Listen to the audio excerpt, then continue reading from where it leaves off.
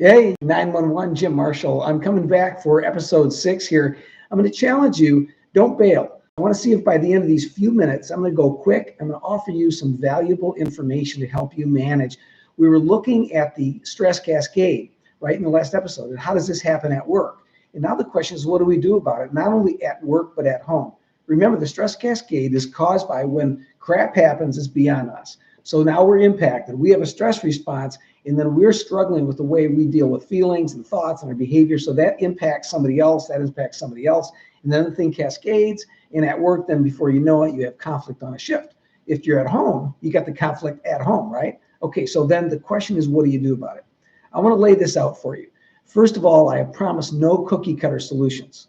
And what I mean by that is I'm not going to try to offer you, okay, here's a little stress gimmick you use to make big problems go away. It's not that easy.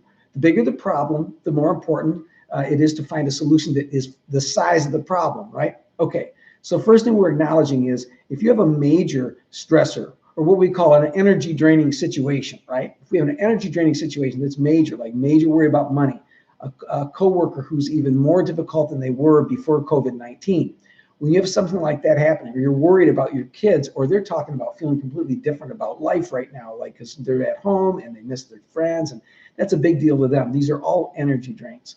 What do? The first thing is who you were before COVID-19 is who you are now. The skills you had to deal with interpersonal problems, with relationship challenges, you're the same person you were then. Well, guess what? Most of us have a ways to go in terms of growing our ability to deal directly with conflicts with other people or struggles with other people that require us to sit down together and talk them through directly.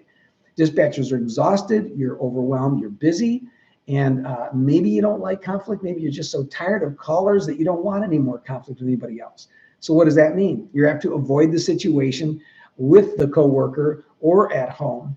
And what I'd like to suggest is if you're going to stop the stress cascade, COVID-19, it's not a wonderful opportunity. The thing is lousy. It's horrible.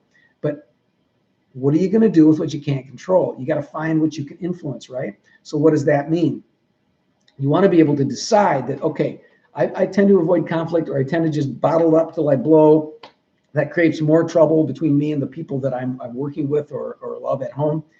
I've got to decide I'm going to sit down. This is a problem. I can see it right now. Let's take the situation. We've talked about managing this cascade and stopping the cascade at work, but let's make a home situation right now, right? Because that's what maybe matters most to you.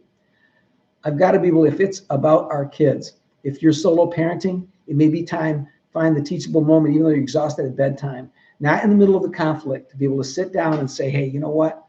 I want to hear what's underneath all of this behavior. You're blown up. If your kids are blown up or they're tantruming and all that stuff, you know what? This is scary, right? This is hard. This is difficult for all of us. Tell me what's really going on, and I will listen. I'll shut my mouth and I'll listen.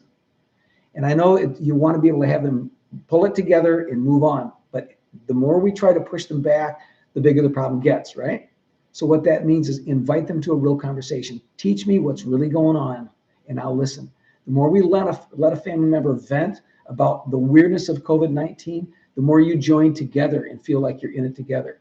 If you can't change the circumstance itself, you can definitely lean in ways that you might not usually or haven't because you just felt you had to push through and get the support that you need for each other. Okay, that's step number 1 in stopping the cascade. It's dial direct, lean in, invite people to teach, try to validate what's there to validate, listen, and then together, maybe the venting was enough, or maybe it's then also, what can we do to help you feel better about this? What would help you feel more secure, speaking to your son or to your spouse, your partner?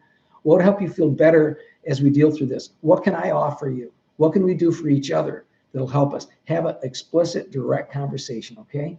Now, in the next episode, we're going to look at resilient skills, noticing the energy drains, and then using what's called the quick coherence technique to deal with yourself, not just with the people around you, but what do you do for yourself to shift out of the difficulty you're having with your thoughts, your emotion, and maybe behavior that would follow that, okay? Thanks for joining us. Check us out in the next episode, and we will talk to you soon.